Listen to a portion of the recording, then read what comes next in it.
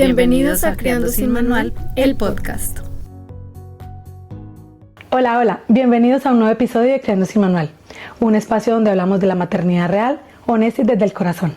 Muchas gracias por conectarse con nosotras en este nuevo episodio. Hoy vamos a hablar de uno de los momentos más esperados, pero también más impredecibles, el parto.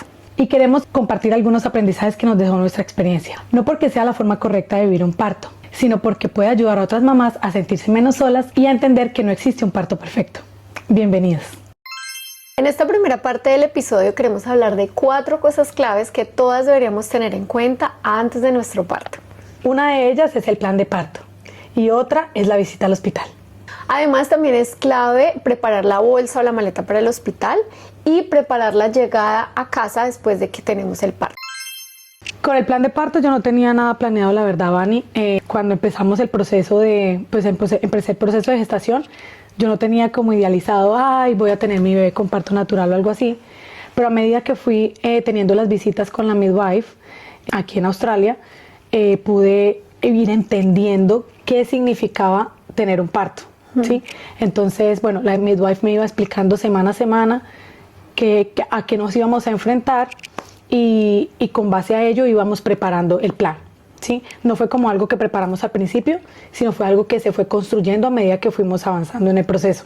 Una cosa que quiero mencionar pues es que aquí en Australia son muy pro parto natural. Sí, es verdad. Entonces, cuando yo llegué la primera vez, cuando llegué a donde la midwife, yo de verdad no tenía idea de nada. Lo primero que me preguntó fue ¿cuáles son tus miedos? O sea, como que quería indagar un poquito cómo era yo y obviamente también indagó en mi salud. Hay como un mito acá en Australia que los hospitales públicos forzan a las mujeres a tener los bebés con parto natural. Eso alguien me lo había dicho. Y cuando a mí me dijeron eso fue como, yo no podía creer que me fueran a forzar a mí a hacer algo que yo de pronto no podía hacer. Entonces yo le pregunté a ella. Ella me dijo, tu cuerpo está hecho para eso, Marcela. Sí. Eso es lo que le dicen a uno cuando uno llega al hospital. Exacto. Tu cuerpo está hecho para tener un bebé. Y yo, bueno, pero ¿qué tal que no pueda? Me dijo, no te preocupes. O sea, digamos que la forma como ella me habló, como tu bebé está preparado para enfrentar eso, es un proceso, tú vas a aprender, porque nadie sabe cómo se hace, o sea, nadie nace aprendido, pero tu cuerpo sabe lo que tiene que hacer, pero tú no, entonces tienes que integrar tu cerebro con tu cuerpo. El proceso con la midwife inició en la semana 16 más o menos, y digamos que el proceso de plan de parto se aterrizó más o menos en la semana 32 cuando atendí mi clase prenatal. En esta clase prenatal, bueno, ya uno se enfrenta al plan de parto. En la clase prenatal pues consta de las diferentes opciones que tienen las mujeres para mitigar el dolor de un parto natural, lo que puede pasar cuando el bebé de pronto no sale. Sí, los diferentes métodos que ellos pueden usar para forzar el bebé a que salir. el bebé salga, sí. Esa clase para mí fue un poco chocante o confrontante porque, bueno, ahí se ve todo, se ve de verdad lo que pasa en el parto. Entonces, puedo decir que tuve una crisis nerviosa, pero estaba preparada para llegar con mi midwife a decirle, ok, listo, ya vi lo que es el parto natural, creo que estoy preparada, pero yo quiero anestesia. Entonces ella me dijo, como yo traía el mito que te dije, o sea, el mito es, aparte de que lo fuerzan a uno a tener el parto natural, es sin anestesia. Ella me dijo, si tú quieres tener la opción de la epidural desde el momento en que llegas al parto, lo puedes hacer, pero estas son las consecuencias. Entonces ella me dio un folleto de, estas son las consecuencias de la epidural. Si tú quieres la epidural, yo hago lo que tú digas, o sea, lo que tú quieres se respeta. Entonces ese día establecimos, ok, voy a tener un parto natural con epidural desde el momento en que llego al hospital. Ella me entregó, digamos, las indicaciones de cuándo debo ir al hospital. Entonces yo dije, ok, listo, y me fui para mi casa con mi plan.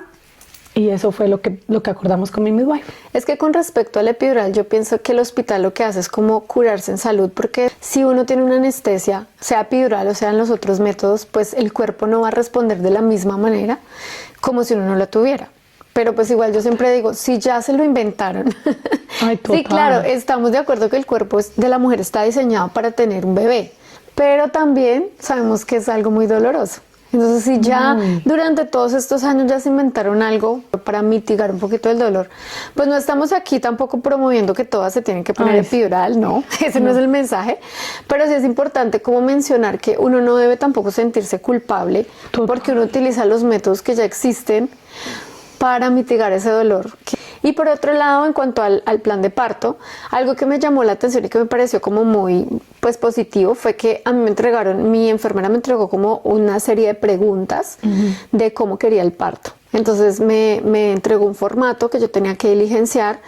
Dentro de ellos habían pues diferentes preguntas. Entonces la primera, si yo quería, cómo me imaginaba mi parto, si me lo imaginaba un parto natural, si me imaginaba un parto con movimiento libre, que eso es otra cosa como pues que me parece interesante acá, y es que promueven mucho el tema del movimiento libre. O sea, no es ese parto que uno ve en televisión, que es la mujer allá en la camilla gritando y ahí acostada recta, sino es como el movimiento libre. Tú puedes estar de pie, puedes subir una pierna a un lado, puedes hacer otras cosas, y está demostrado además que hacer ese tipo de movimientos ayuda a que el bebé salga con más facilidad. También en la clase prenatal yo me acuerdo que vi un video donde la persona pues era una experta, como una obstetra experta. Ella decía, nosotros ya no promovemos el parto donde la mujer está completamente acostada, porque esa es la forma más compleja para el cuerpo de tener el bebé.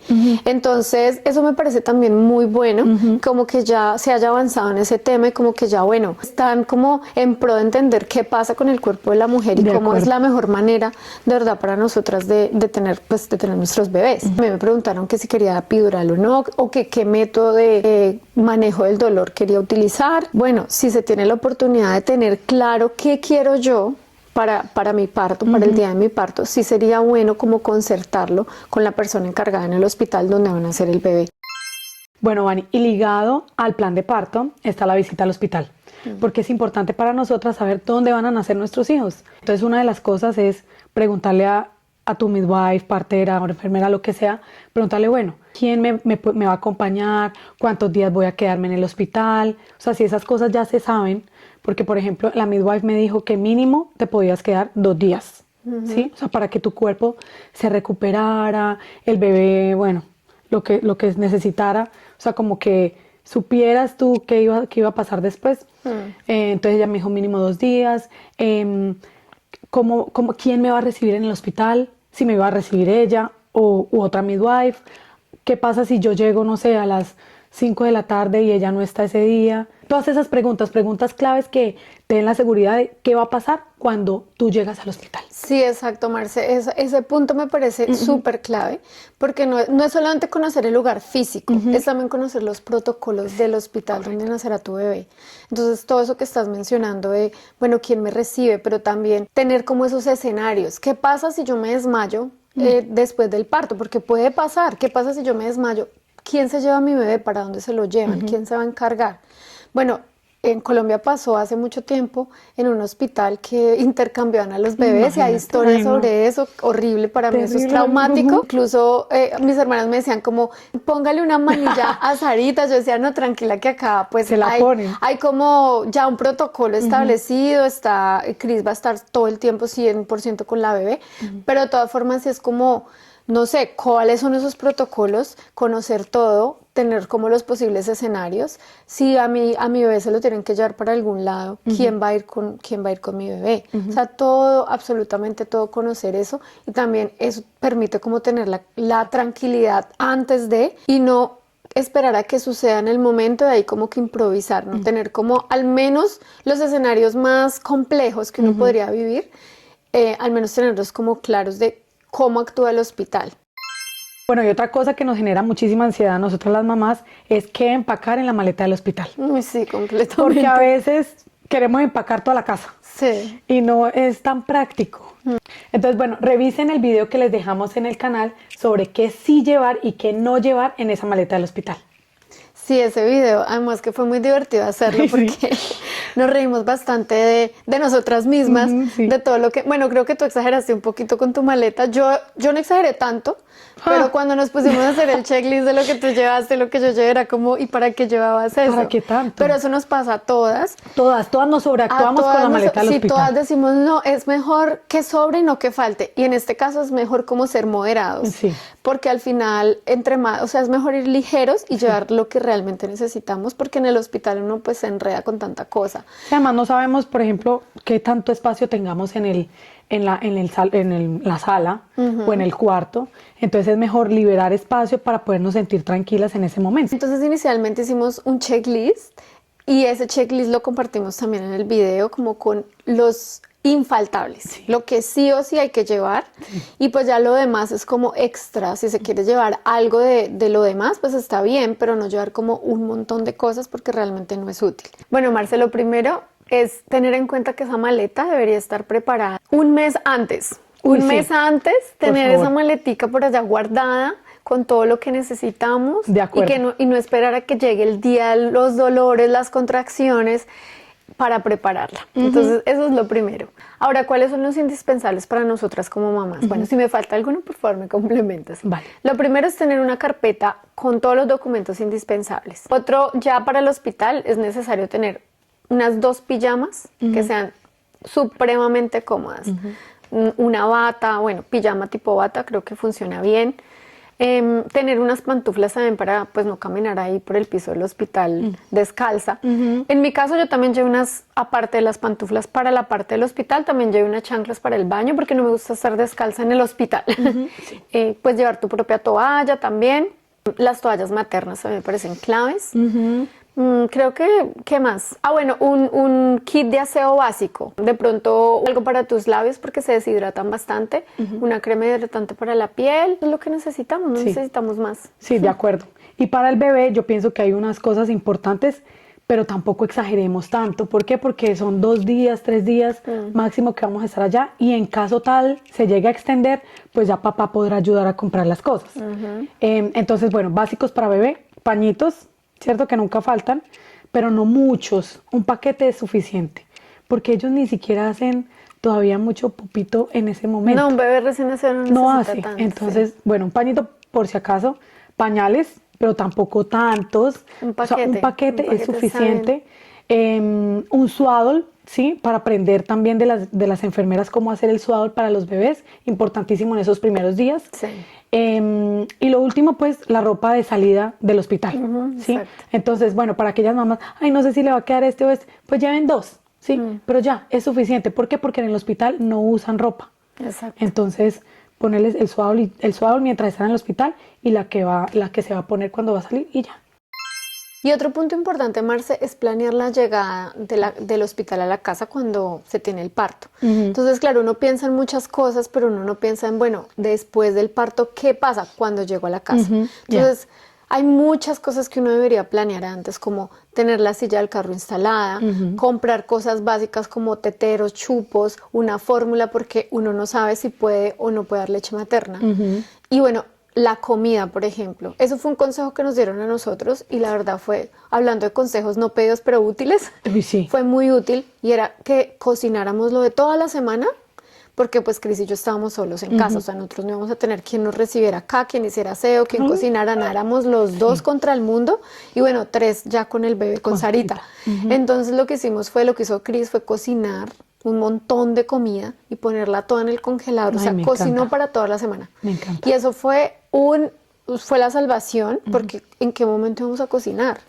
Entonces, todas esas cosas, como tenerlas claras también, planearlo antes, si se puede, no sé, un mes antes, tener como claridad de qué va a pasar después de que yo llegue del hospital con mi bebé a la casa. Que no les pase como a mí, que mi bebé se vino inesperado y no teníamos casi nada. Lo único que sí había en la silla, porque esa la hicimos con bastante anticipación, pero Vani, tú puedes creer que nosotros salimos del hospital y en la casa no había teteros, no había fórmula, yo ni siquiera había investigado. O sea, mamás, por favor, tómense el tiempo de investigar, puede que ustedes lacten y les vaya súper bien, pero ¿qué tal que no? O sea, solo como por peace of mind, investiga qué fórmula le puedes llegar a dar a tu bebé, ten teteros, los mejores teteros, pues que tú quieras darle a tu bebé la fórmula, chupos, cosas que puedes llegar a necesitar cuando llegues con el bebé a la casa, que la vida es supremamente diferente.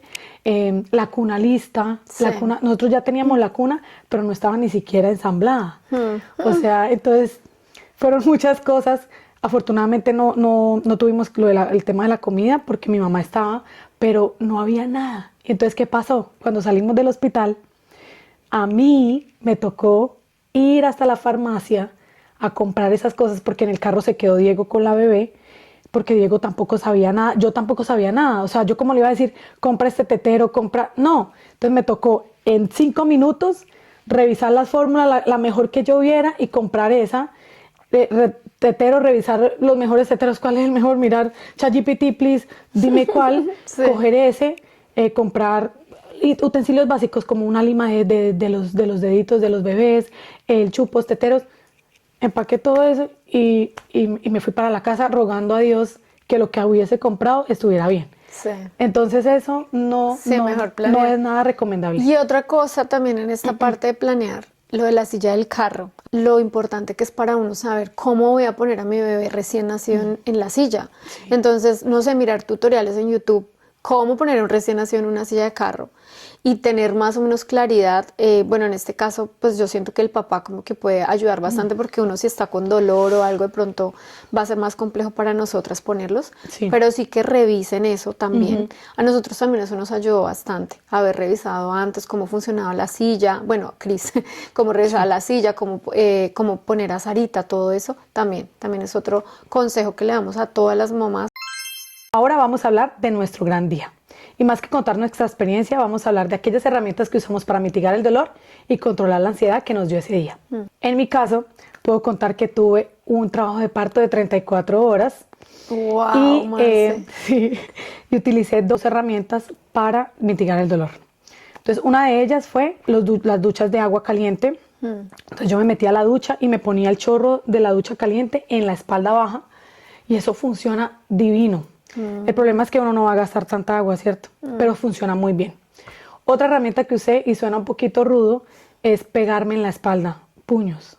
Entonces yo me pegaba durísimo, o sea, en el momento de la contracción, porque es en el momento de la contracción. Sí. O sea, tú puedes estar normal, te viene la contracción y ahí es cuando tú sientes el dolor. Sí. Entonces yo lo que hacía era pegarme así puños. ¿Y no te da miedo maltratar el bebé? No, para nada, porque pensabas es en la en eso, espalda. no pensabas en No, eso. el dolor es tan fuerte, Vani, o sea, Sí. es un dolor muy fuerte, entonces yo me pegaba. Afortunadamente, o bueno, por lo menos esa fue mi experiencia, yo desarrollé las contracciones fuertes después de casi 24 horas. Sí. Entonces, las primeras 24 horas, unas contracciones suavecísimas que yo decía, las mujeres que se quejan. Pero cuando empezó, una recomendación que quiero hacer a las mamás es utilizar esa máquina TENS de pronto. Mi midwife me la recomendó y yo no hice la tarea. Entonces, ¿qué tocaba hacer? Alquilarla, probarla, a ver si de pronto yo sentía bien. No lo hice, entonces me tocó utilizar esas 2 técnicas que ya les dije. Bueno, pero afortunadamente te sirvieron esas 2 técnicas. La Al verdad, menos sí. para mitigar un poco el dolor te funcionaron, menos Sí. mal. ¿Y esas 34 horas que duraste en trabajo de parto, todas fueron en el hospital o fue una parte en tu casa, otra parte en el hospital? Bueno, Muy ¿cómo- buena cómo pregunta, fue Vani. eso? Bueno, la mayoría del tiempo fue en la casa, porque en el hospital no reciben sino cuando tienes 4 centímetros de dilatación. ¿Sí? Entonces, ¿cuál es el indicador de que más o menos estás en ese rango? El indicador es que tengas unas contracciones, una frecuencia de cada 3 minutos y que la contracción dure aproximadamente entre 40 a 1 minuto. Ok. 40 segundos a 1 minuto. Ok. Entonces esa es la indicación. Entonces cuando tú llamas al hospital, estoy en trabajo de parto, me duele hasta el alma, te preguntan, ok, dime cada cuánto tienes contracciones. No, cada 5 minutos y me duran 10 segundos. No estás lista. No estoy lista. Ya. Entonces siempre te preguntan eso. Entonces tú tienes que estar muy pendiente de cuánto te dura la contracción, cada cuánto se está repitiendo la contracción y ese es el mejor indicador para saber si ya estás lista. Ok. Esa es una. Otra es, por ejemplo, yo, no a todas las mujeres les pasa, pero a mí me pasó, yo liberé el botón mucoso, Sí, el tapón mucoso. el tapón mucoso, lo liberé a las, más o menos tenía como unos 4 horas de contracciones fuertes, lo liberé. Entonces, bueno, pues eso es una cosa que yo ni siquiera sabía, ya lo había escuchado porque lo vi en la clase prenatal, pero cuando me pasó yo vi como, ¿qué es esto? Sí. Entonces llamé al hospital y les dije y me dijo, listo, perfecto, vas muy bien. Más o menos 1 hora y media o 2 horas después de liberar el tapón, empecé a sentir que las contracciones eran más frecuentes. Entonces llamé al hospital, confirmé, digamos, la duración que me duraba la contracción y la frecuencia. Entonces me dijeron, yo creo que ya estás lista, pero si no llegas a estar lista, te devolvemos. Yo dije, no, estoy demasiado mal, yo creo que ya. Entonces, bueno, me fui para el hospital, allá me recibió una midwife, me verificó y efectivamente estaba en 4 centímetros. Entonces de una vez le dije, bueno, mi epidural. Y ella dijo, ya está, ya viene la anestesióloga a ponerte la epidural. Entonces, bueno, me pusieron la epidural y puedo decir que después de la epidural fue un cambio de 180 grados el dolor.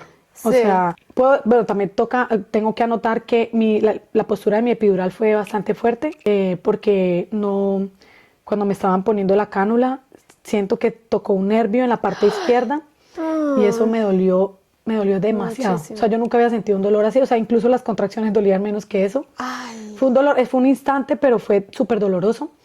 Entonces, bueno, la postura de la epidural también es una cosa bastante compleja. Al final tuvo que sacar la cánula y volverla a meter, pero eso dio resultado a que no quedó bien puesta la epidural. Yo siempre sentí los dolores en la parte izquierda, Okay. en esta parte de acá, lo cual fue bueno, ya les cuento por qué, pero el dolor disminuyó muchísimo, Sí. muchísimo. Yo recomiendo mucho la epidural por eso. Volví a ser yo, pude sonreír, pude vivir la experiencia de esperar el nacimiento de mi bebé. Ese trabajo, desde que me pusieron la epidural hasta que nació mi bebé, fueron más o menos 8 horas. Suena mucho, pero se pasó muy rápido, Sí. la verdad. ¿Y por qué fue bueno tener el dolor? Porque cuando van a hacer el bebé, a ti te quitan la epidural, te quitan, digamos, la transferencia de la anestesia, porque tú tienes que vivir ahí el proceso. Entonces, ¿por qué sirvió? Porque la midwife, cuando tienes epidural, tú no sientes nada. Entonces, la midwife te tiene que decir cuándo pujar, porque Ok. tú no sientes. Yo pude sentir, yo sabía cuando venía la contracción, porque tú empiezas a sentir como que te dice, el cuerpo es lindo, es hermoso. Yo creo que eso es lo que hablan las mamás cuando no tienen epidural. Entonces tú sientes que tienes que pujar, Ya. tú sientes la necesidad. Entonces yo pude sentir la necesidad, la midwife me decía y yo ya sabía. Entonces yo ya le dije a ella, yo ya sé cuándo tengo que pujar. Entonces yo simplemente pujaba y creo que eso hizo también como que fuera más rápido el proceso del parto. Sí. Entonces, digamos que eso fue bueno. No fue chévere sentir como los dolorcitos, no fueron tan fuertes, pero sí fue chévere sentir la necesidad de pujar. Y es que justamente eso que mencionas, por eso es que el hospital como que te previene tanto con el tema de la epidural y de otros métodos, porque Sí. hay más, pero sobre todo ese, porque esa es la anestesia. Pues ellos dicen que cuando te ponen esa anestesia, eso pasa. Tu cuerpo no sabe exactamente cuándo es que necesitas pujar, entonces puede que el proceso se haga más lento, un poco Exacto. más complejo, pero bueno, pues digamos que ya también hay métodos para, Ay, sí. para que funcione. Y otra vez repito, no es que nosotras estemos aquí promoviendo que todas deberían aplicar, cada una revisa cuál es el mejor método y la mejor estrategia para tener su bebé, pero pues digamos que en nuestro caso, nuestra experiencia personal, sí decimos como que no hay que satanizar la epidural, sino hay que pues mirar si los métodos existen y se pueden usar, Sí. ¿por qué no? Pero en mi caso yo fui, no sé si decirlo, afortunada tal vez. Yo no alcancé a sentir las contracciones ni los dolores de parto porque, como contaba en el episodio anterior, mi bebé pues se adelantó. No se adelantó, realmente me adelantaron y fue una cesárea. Fue una cesárea como de emergencia tal vez por la condición que les conté que tenía. Entonces yo no sentí todo eso que tú estás contando, pues digamos que también para mí es algo como, bueno, me han contado, pero yo no lo viví. ¿Qué pasó en mi caso? Como cesárea, pues un poco como a modo de resumen, ¿qué pasa en una cesárea? Es un poco la ansiedad que te da de saber que hacer a un quirófano, que te van a pues a cortar 7 capas de tu piel porque son 7 capas que te cortan para poder sacar el bebé, pues es una cirugía. Sí, es claro. una cirugía, es una cirugía mayor. Entonces, como el consejo en esta parte es como manejar un poco la ansiedad que te da el tema de que te van a hacer una cirugía. Es necesario como mantener la mente ocupada, yo siento. Bueno, ¿cómo te hacen la cesárea? No sé si tú alguna vez has visto, te han contado, pero es como que tú llegas a la sala, te ponen también la epidural, pues te anestesian. Perdón, pero esa epidural es una inyección, ¿cierto? Sí, te ponen la inyección en la espina. No es lo dorsal. mismo que la epidural de uno. No, es diferente. Es diferente. Eso me pareció súper interesante porque yo creí que me iban a poner una puya. Sí. Y no, es una cánula. Es una cánula. En mi caso. Ah, ok. Bueno, sabía. Es una cánula que uno oprime un botoncito y va metiendo La anestesia. anestesia, sí. Pero entonces los niveles son poquitos, ¿sí? Ya. Va metiendo. Sí. Y en el momento en que uno empieza el parto, cortan la maquinita. Ya, Es qué súper interesante. diferente. Es diferente, sí. Entonces en la cesárea lo que hacen es que te anestesian de una vez, te ponen tu inyección y después revisan que efectivamente no estés sintiendo nada desde el pecho para abajo. Tú del pecho para arriba sientes todo. Ok. ¿Por qué? Porque si vas a pegar a tu bebé al Sí, pecho, claro. el pecho necesita, me imagino yo, sentir, ser Estimularse, eficiente, sí. porque cuando sientes el bebé, cuando tu cerebro siente el bebé, ahí es donde empieza como todo el proceso Sí. de la lactancia y bueno, que es un tema para más adelante. Sí. Pero entonces te duermen del pecho para abajo. En mi caso lo que hicieron fue como con un hielo probar que no estuviera sintiendo nada, que no sintiera el hielo. Ok. Te ponen una manta que tapa lo que está pasando aquí para abajo. Ok. Tú no puedes ver qué está pasando acá para abajo y tú te quedas ya en esta parte. Como Chris me acompañó en todo el proceso, entonces él se sentó al lado mío, él tampoco podía ver. Si él quería pararse a ver, él lo podía hacer, pero pues él no quiso, entonces él se quedó conmigo y lo que hicimos fue hablar de cosas diferentes a lo que estaba pasando en ese momento. ¿Qué nos pusimos a hacer nosotros? A hacer un checklist de si ya teníamos todo listo para la llegada. Instalar el carro, no lo hemos la silla del carro no lo hemos hecho. Bueno, pensar en otras cosas ayuda a liberarte de la ansiedad del momento, porque sí genera ansiedad. Claro. Pero entonces es como, mantén tu mente ocupada. Ese Ok. es como el consejo que podemos dar en ese caso. Fue muy curioso porque a pesar de que yo no sentía nada, yo supe cuándo iba a salir Sarita. Yo supe exactamente el momento. Yo sentí como si alguien se me hubiera parado en la panza, como Wow, si alguien se me Vani. hubiera parado, literal, y hubiera jalado durísimo. Entonces yo no sentí dolor, no voy a mentir, yo no sentí dolor, pero sí sentí un jalón, como que me sacaron algo. Y yo Uy, no. le dije a Chris, ya, ahí va, viene Sarita, le dije, van a ser ya. Y Chris me dijo, ¿cómo sabes? ¡Pum! Salió. Ay, Dios. Salió llorando esa gordita. Y yo dije, sí, ahí. Ay, no, qué emoción. Entonces eso fue muy lindo verla llorar. Pues lo primero que ella hizo fue, salió, lloró. Y verle su carita, verle su cuerpo, pues mirarla toda. O sea, todo eso fue muy lindo. Entonces la llevan, la limpian en la mesa. Creo, pues no sé si cuando es parto natural, ya ahorita nos cuentas, Sí. si pasa lo mismo, pero lo que hicieron fue sacarla, llevarla a una mesa donde la limpian. No la limpian completamente, le limpian como la cara y le hacen unas pruebas. No Creo recuerdo. que le ponen la vitamina K, la vacuna de la vitamina K. Le ponen la vacuna Y y le la hacen otra. unas pruebas. Pruebas son auditivas, Ah, ok. bueno, de movimiento, de todas esas pruebas que entiendo que se miden de 1 a 10. Ya sé cuál es. Si el bebé tiene menos de 5, tienen que llevárselo a la la unidad UCI. de cuidados intensivos, se lo tienen que llevar. Y de ahí para algo así, no estoy 100% segura que es así, pero sí es así, pero creo ya te que son cuento, así ya te las- cuento por qué sé. Sí, creo que son así los números. Sí. Y lo ideal es que sea de 7 a 10, que Ok. los niños, los bebés tengan como de 7 a 10, entonces le hacen esas pruebas. Perfecto. Ya me la pasaron y apenas me la pasaron, pues fue muy lindo, Marce, esto Ay. pues lo quiero contar porque creo que es lo que más recuerdo de ese momento. Ok. Ella estaba llorando así, ¡guau! Pero llorando. Y apenas me la pusieron en el pecho, nos miramos a los ojos y ella hizo... Y se quedó callada. Ay, qué Y lindo. se quedó Qué calladita, hermoso. calladita. Y pues bueno, Cris y yo ahí empezamos a decirle bienvenida al mundo, te amamos desde ya, o sea, te amamos.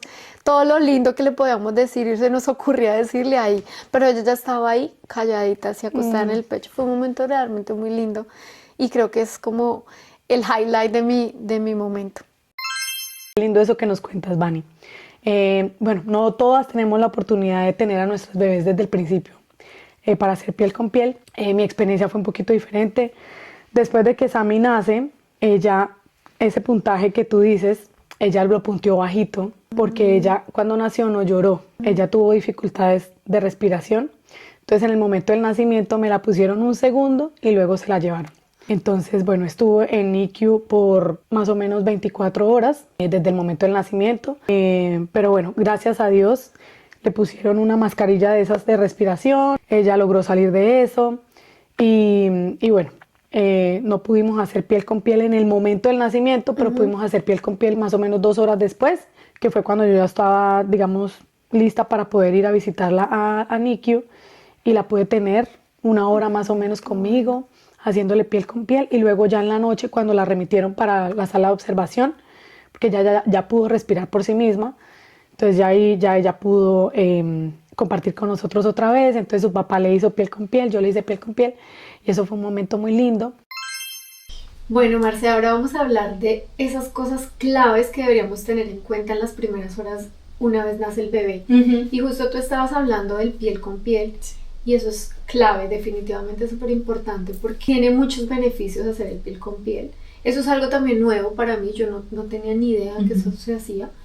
Ya como con todo el proceso de aprender qué es lo que uno debe tener en cuenta, porque además ayuda a regular bastante tanto al bebé como a la mamá. Entonces eso es súper importante. Además que es lo único que conoce el bebé, ¿no? O sea, él necesita ese calor humano, necesita escuchar el latido de nuestro corazón, necesita estar en contacto con la única persona que conoce hasta el momento. Sí, entonces yo pienso que es importante, muy importante y muy clave esos primeros acercamientos entre ellos y nosotras. Lo que entiendo es que el cuerpo empieza como a producir la hormona del amor, la oxitocina. Sí. A producir oxitocina cuando uno tiene ese contacto con el bebé. Y bueno, ya empieza todo el proceso. Entonces ya el segundo punto, como también clave en esas primeras horas, esas primeras 2 horas en que nace el bebé, es poder en la medida de lo posible, pues porque no todas tenemos esa oportunidad, en la medida de lo posible poder poner al bebé en el pecho, que empiece a tomar pues ese calostro, esa primera leche. Eso también es súper importante. Claro, Van. Incluso yo no tuve la oportunidad de pegarme a Sammy desde el primer momento, porque estuvo en la UCI, pero cuando ya pudimos estar en contacto con ella, yo me la pegué, o sea, yo hice contacto piel con piel, incluso Diego también lo hizo, es importante también para la conexión entre ellos. Sí. Una vez yo me fui para mi habitación, yo me extraje calostro, o sea, yo empecé a estimular mis senos para ver si lograba sacar ese calostro, y lo logré. Le logré sacar 2 jeringas en esa noche a Sammy y se las dejé allá en la UCI, de manera que cuando ella estuviera despierta o pidiera comida, ellos le pudieran dar ese calostro. O sea que sí hace mucho bien esa conexión.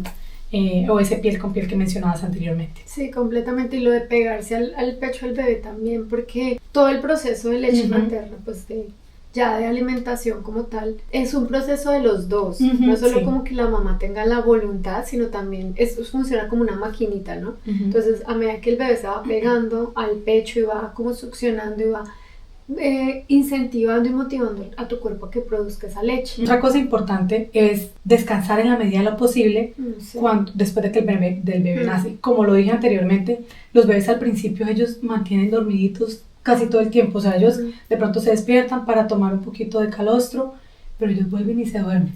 Entonces, en esos momentos, ahí sí, duerme cuando tu bebé duerme, descansa. Yo fui afortunada en ese aspecto porque como Sammy se quedó en la UCI, una vez, digamos, cerraron la UCI, que fue a medianoche, yo me fui a descansar a mi cuarto y logré dormir 6 horas, y esas 6 horas fueron como, de verdad, volver a nacer. Reconfortantes. Porque después de 34 horas de labor de parto, donde no dormí nada, sí fue importante volver a ganar esas energías para lo que se venía después. Entonces sí fue muy bueno, o sea, eso sí yo lo recomiendo, poder dormir esas horitas. Entonces cuando nazca tu bebé no, si no está en UCI no importa, pero cuando él esté durmiendo, dedícate a descansar. Lo otro es tratar de caminar apenas se pueda. Entonces, bueno, ahorita nos cuentas cómo es después de todo el parto, cómo es el tema de volver a caminar. Es que para mí volver a caminar, pues después de la cesárea fue como de verdad súper difícil. Entonces fue muy difícil porque es como se despierta toda tu anestesia, que normalmente es al otro día, o sea, normalmente no pasa el mismo día. O bueno, se toma unas horas para que ya tu cuerpo vuelva como a reaccionar, a que se le pase el efecto. Y lo primero que te ponen a hacer es a pararte de la cama y pues ir al baño. Entonces, pararse de la cama es lo más difícil, para mí fue muy difícil. Entonces, caminar, clave, apenas uno pueda, pero también respirar, cómo manejar la respiración. Sí, Vani, caminar es muy importante porque obviamente se va despertando todos los músculos de la parte inferior del cuerpo, ¿verdad? En el parto natural, o sea, yo tuve parto natural, pero tuve anestesia, tuve epidural. A mí se me durmieron las piernas. Sí. Ellas se van despertando progresivamente, o sea, no dura tanto como lo que tú mencionas, que son muchas horas, pero sí es bueno, obviamente, intentar caminar. Con el parto natural es más fácil, porque no hay herida en el estómago. Sí. Hay una herida en la parte inferior, pero no duele tanto. Para mí lo más fastidioso era la sonda, porque uno tiene sonda, Sí. porque como hubo anestesia de todas formas, me pusieron sonda. Sí. Entonces eso era como lo más fastidioso, pero el resto pude caminar normal. O sea, por ejemplo, después de que la primera vez que fui a visitar a Sammy en la UCI, yo fui en silla de ruedas, pero la segunda vez que fue como a las 7 de la noche, yo ya pude caminar.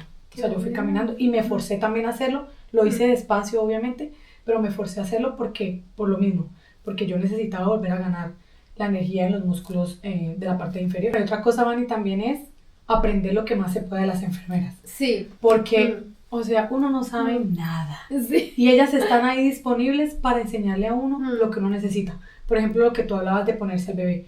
¿Tú sabes cómo ponerte al bebé? No, ni No. idea. Ellas te ayudan para saber cuál es la mejor forma. Sí. Hay diferentes posiciones. Entonces, aprender lo que uno más pueda de ellas. Preguntarle, ¿qué pasa si me la pongo acá? ¿Qué pasa si me la paso para acá? ¿Cómo es la mejor forma? Sí, lo básico. Lo básico, todo. exacto. Lo que uno cree que son preguntas tontas, no son No preguntas, son preguntas tontas.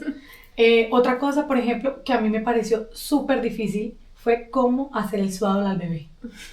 Te lo juro que yo practiqué, no sé, como 10 veces. Y luego en la casa no podía. No sabes cómo era. ¿Por qué? Porque ellos lo hacen fuerte.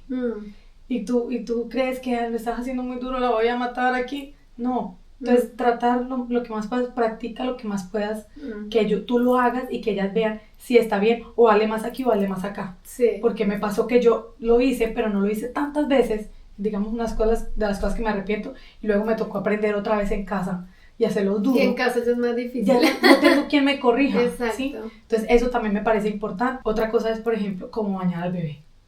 Sí. Yo sé que de pronto nos vamos a bañar en los primeros días, pero qué mejor que preguntarles a ellas que ellas saben, ¿sí? Entonces, no sé, anotar los tips, cuánto debe ser la temperatura del agua, cómo lo debo meter, cómo lo debo alzar, porque a veces son tan pequeñitos que uno no sabe. Nosotros sí bañamos a Sarita. Bueno, yo también. El día 2, pero realmente no la bañamos nosotros, la bañó la enfermera.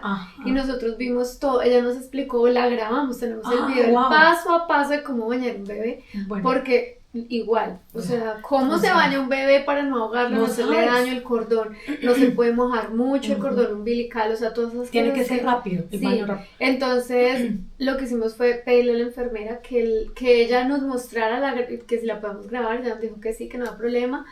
Y ella bañó a Sarita todo, nos explicó todo paso a paso, haciéndolo. Entonces, cuando llegamos acá que le íbamos a bañar, lo primero que hicimos fue ver el video paso a paso, otra vez recordar como todo, y ahí sí ya, bueno, ya lo vamos a hacer. Bueno, pero sí, eso es claro. Lo mío fue más allá, nosotros sí bañamos a Sammy, nosotros. Sí. Había una clase, o sea, como estuvimos 4 días en el hospital, okay. Había una clase de baño, entonces nos suscribimos como al 4.º día, o sea, ya el día que nos íbamos. Y entonces Diego tenía a la bebé porque era muy chiquitica y la señora nos iba explicando, o sea, la tuvo Diego y la tuve yo, o sea, cada uno practicó y los puntos donde se debe limpiar, cómo, con qué, cómo debe ser la limpieza del ombligo también, o sea, esas cositas que ya una vez estás en tu casa ya no sabes. Sí. Y entonces anotar todas esas cositas. Bueno, finalmente se llega el día que salimos del hospital. A mí me pasó algo súper chistoso y es que no me querían dejar salir del hospital. O sea, yo me quería ir a los ¿Por qué no te querían dejar? Yo creo que me veían muy biche, como mamá, o sea, en serio, de verdad. O sea, muy inexperta. Muy inexperta, sí. Ok. O sea, ellos, porque yo preguntaba, o sea, ¿por qué no puedo ir ya? Porque yo ya estaba bien, la bebé pues ya estaba bien. Y me decían, es que tienes como todavía unos challenge con el tema del breastfeeding, no sé qué, y yo, ok. Entonces, bueno, tuve mucha dificultad con el breastfeeding, o sea, es verdad. Cuando yo intentaba pegarme a Sammy, ella era muy perezosita. Entonces ella succionaba, ponle tú 5 segundos y se quedaba dormida. O sea, como que se quedaba quieta.